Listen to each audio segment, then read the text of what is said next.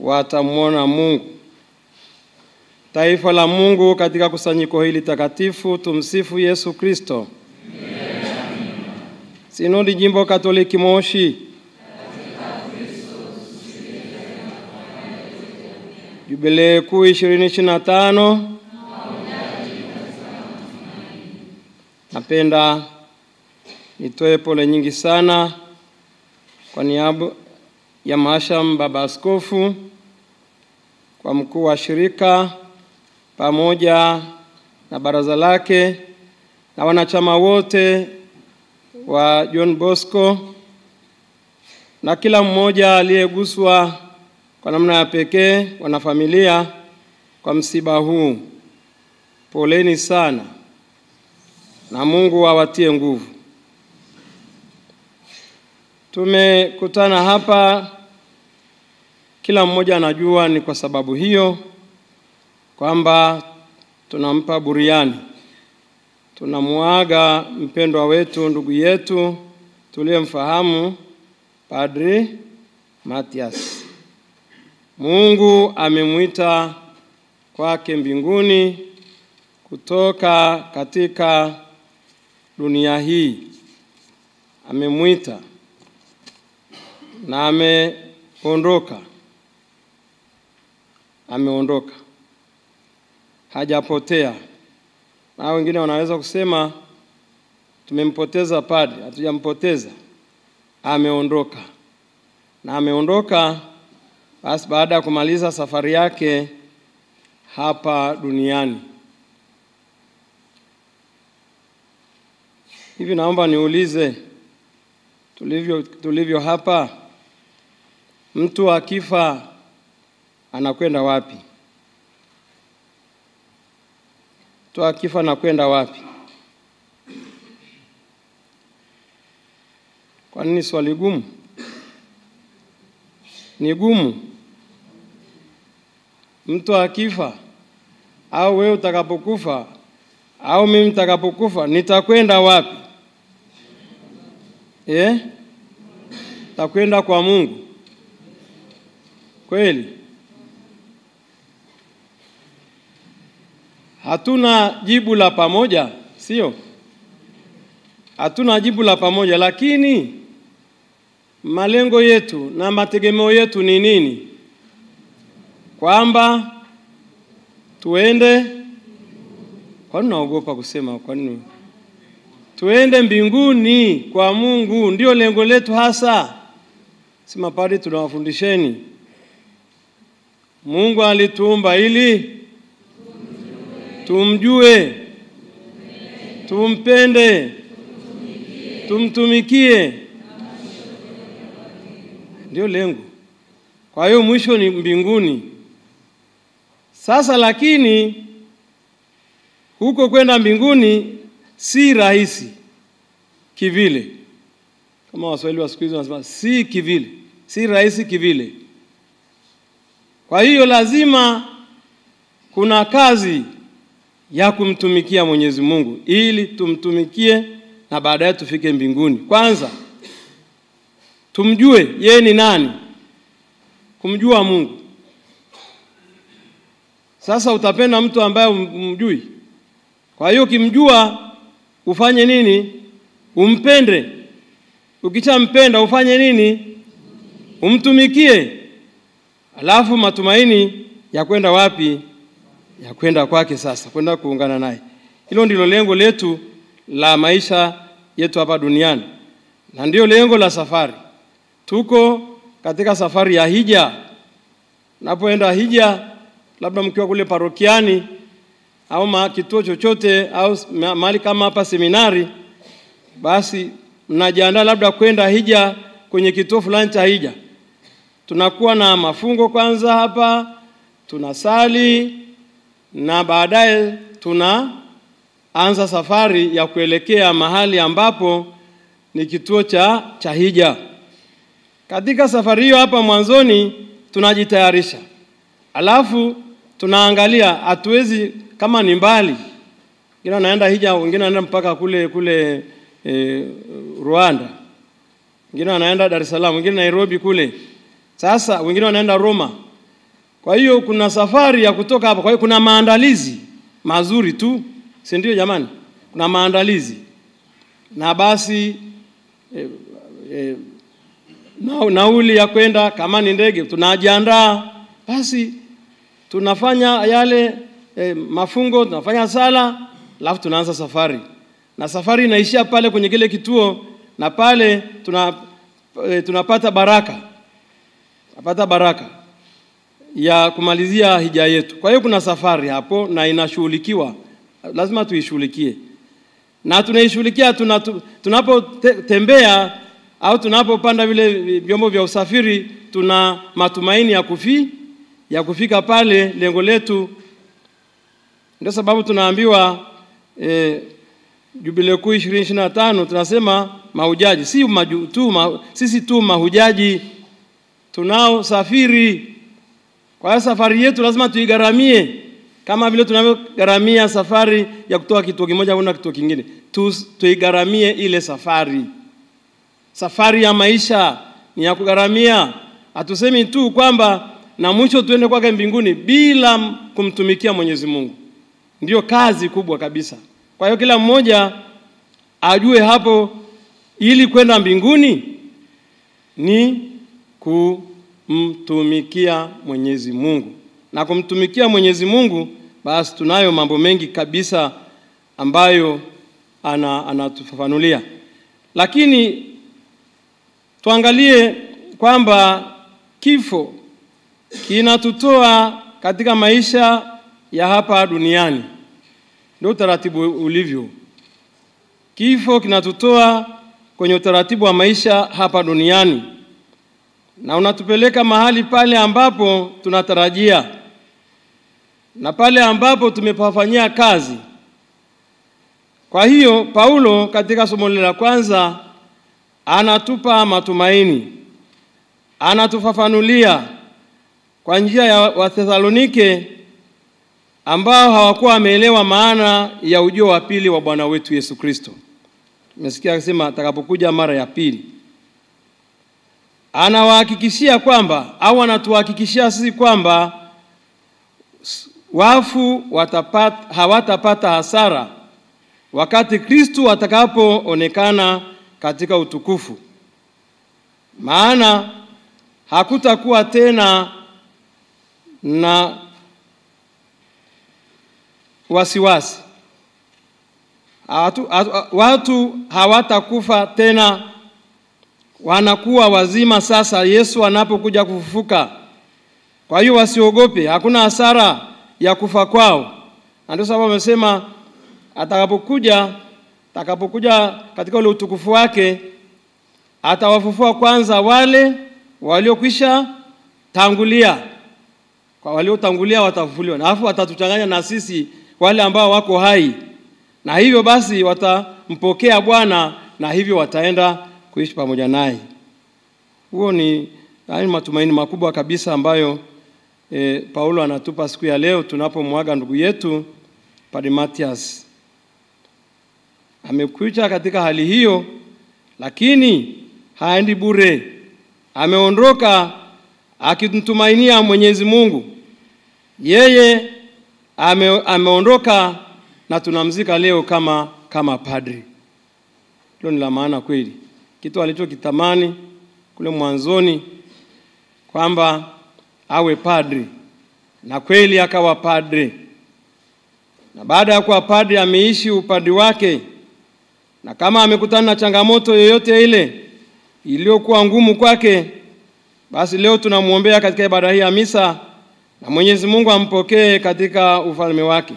Lakini sisi kama jumuiya ya Don Bosco tunamshukuru Mungu kwamba tunamzika leo kama padri.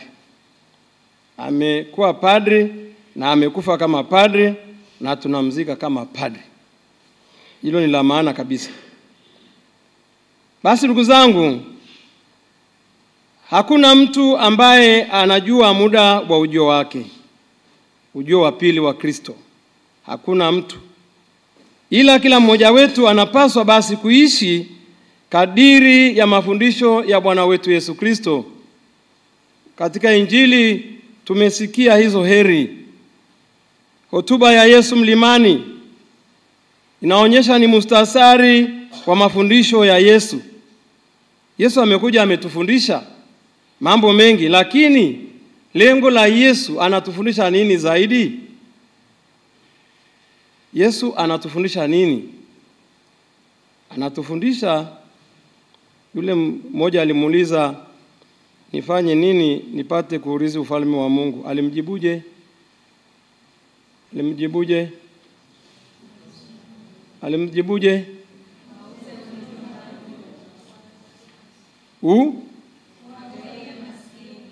Wagawie maskini. Yaani mafundisho ya Yesu anasema gawie maskini tu.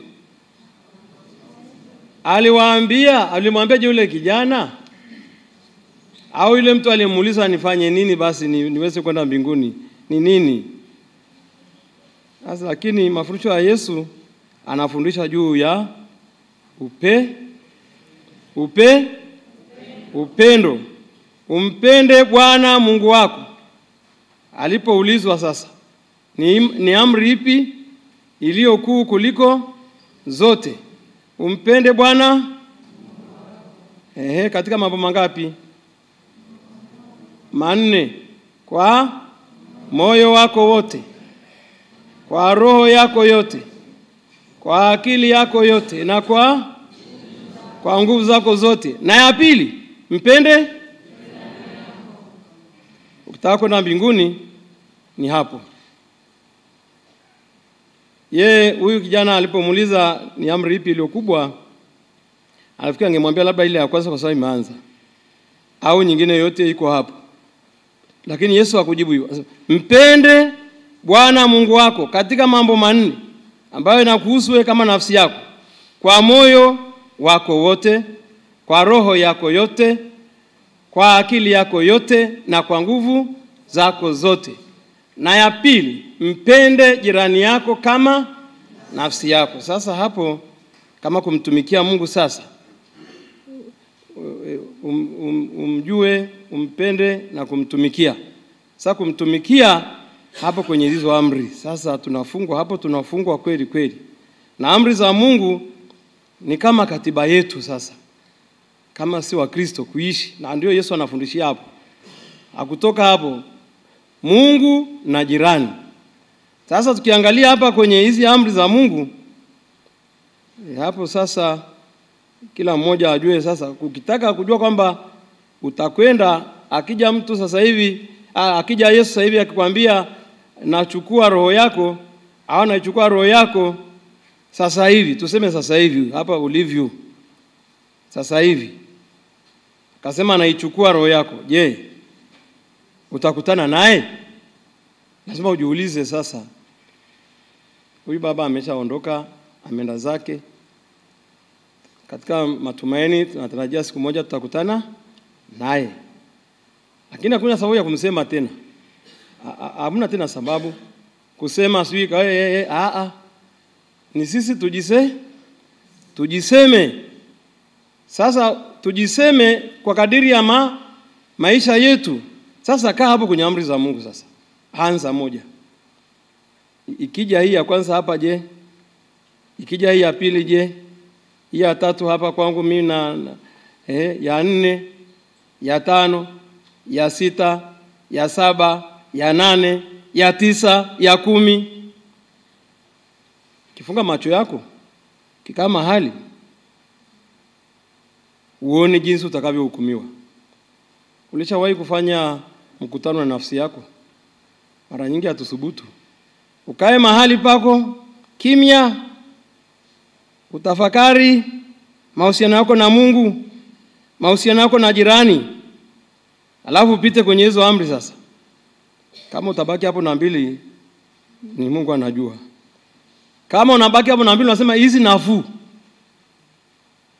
Kuna mmoja nikamuuliza sasa, wewe ni ipi? Kaniambia Father, ile kazi uliotupa nilienda kujaribu kukaa mwenyewe, nikatafakari, lakini kweli ulivyosema ni kitu kigumu kweli kweli. Nikamwambia kigumu ilikuwa wapi? Kaniambia yani ilibaki na hizi tu. Na hizi 2 tu ambazo nasema ni nafuu. Kaniambia ni ipi? Kaniambia ya kwanza sina baba wala sina mama. Kwa hiyo alishakufa, hiyo sifungwi tena kuheshimu baba na mama. Kaambia pumbavu kabisa. Sio hivyo. Eti baba alishakufa na mama, kwa hiyo sina tena kusema kwamba waheshimu baba na mama. Haya, nikamwambia kingine, kaniambia ya pili ambayo nimeona sina maneno ya kuua, sijawahi kuua mtu kabisa. Basi, kwa hazo, lakini kwingine baba, hali yangu ni mbaya kweli kweli. Sasa sijui nitafanyaje. Nikaona kweli alienda kufanya tafakari na akarudi kesho yake kuja kuniambia ile kazi uliotupa mimi nilienda kuifanya. Nikakaa mahali nikatulia kabisa, nikapita ya kwanza, ya pili mpaka ya 10. Nimeacha hapo hizo mbili tu, ya baba yangu na mama walishakufa na hii ya kwamba sijaua. Sasa ndugu yangu, hebu nenda na wewe ukafanye hiyo. Na ukikuta kuna hii imeshinda, ni kigingi, hii ni kigingi. Sasa hali ni ngumu sasa. Akikuchukua kama leo, basi sidhani kama utaenda hapo. Kwa hiyo ndugu zangu, tunaalikwa kwa namna ya pekee kabisa kuishi maisha ya kumpendeza Mungu, maisha yasiyomchukiza Mungu. Lakini zaidi, tukiwa kama binadamu, tuishi maisha ya toba. Maisha ya nini? Toba. Watu wenye toba. Kwa sababu lazima tunakosa. Na ndio Mungu alijua kwamba wanadamu, tukiangalia tangu wakati alipoumba ulimwengu, wale wazazi wetu wa kwanza walishindwa. Mtu mmoja aliniambia, sasa padri kweli, kama nyinyi mtuonei, hizo amri za Mungu ni ngumu sana. Kwa nini? Hebu angalia, sisi tumepewa 10. Adamu na Eva walipewa 1 tu. Msile tunda la mti ule pale. Hakaishindwa. Sasa sisi tuna 10, itakuwaje? Kamwambia, sasa bwana, wewe shauri yako, sasa upambane na hizo 10. Na huyu alikuwa anaongea na Mungu huko bustanini. Kwa hiyo mtu anaongea na Mungu ni mtakatifu eti. Halafu sasa akapewa amri moja, usile matunda ya ule mti. Akakaa hapo akala. Hiyo ni amri moja tu alipewa. Sisi tumepewa 10. Tufanyeje sasa mzee wetu? Anataka nimpe jibu. Wewe utampa jibu gani ndugu yangu mpendwa? Unaanza huko kwako vile vile. Unaanza na wewe. Nani anafsia? Kwa hiyo ndugu zangu, Yesu anatuonyesha njia ya kwenda mbinguni kupitia hizi heri. Kwa mfano anapotuambia heri walio na moyo safi, maana ufalme wa mbinguni ni wao. Heri wenye moyo safi, maana hao watamwona Mungu. Heri wenye moyo safi, maana hao watamwona Mungu. Na roho safi inapatikanaje? Kwa njia ya sakramenti ya kitubio. Tunaishi kwenye hili jalala, hili ulimwengu huu uliojaa mengi magumu yanayotutatisha katika maisha yetu, katika safari yetu. Sasa toba na msamaha, huo ndio tunadaiwa hasa kabisa. Toba na msamaha. Na kipindi hiki ndugu zangu, tunamwaga ndugu yetu Matiasi, Padri Matiasi. Ni kipindi cha majilio, kipindi kile ambacho kinatukumbusha tena kwamba Bwana wetu atakuja. Sio ile Christmas tunayongojea kesho kutwa tarehe 25, bali Christmas, yaani ufalme wa mbinguni. Tunaambiwa tujiandae, tuandae njia, tutengeneze mapito yetu. Sasa ndio wakati wenyewe, toba na msamaha. Toba, kumwomba Mungu msamaha, kuomba Mungu msamaha, na pia kuwasamehe wale ambao wametukosea. Hilo ndio litatusaidia na katika safari yetu ya hija hapa duniani tuweze kuihiji vizuri na kufika kwake. Tumuombe Bwana wetu Yesu Kristo ndugu zangu, sisi tunaobaki hapa duniani, baada ya ndugu yetu kumaliza safari yake, yule ambaye atakayefuata mimi au wewe, basi tujue kwamba tulikuwa tumejiandaa vyema. Tunao wajibu huo wa kumpenda Mungu, kumjua Mungu, kumpenda na kumtumikia, na baadaye tufike mbinguni. Raha ya milele umpe Bwana. Padri wetu Matiasi apumzike kwa amani.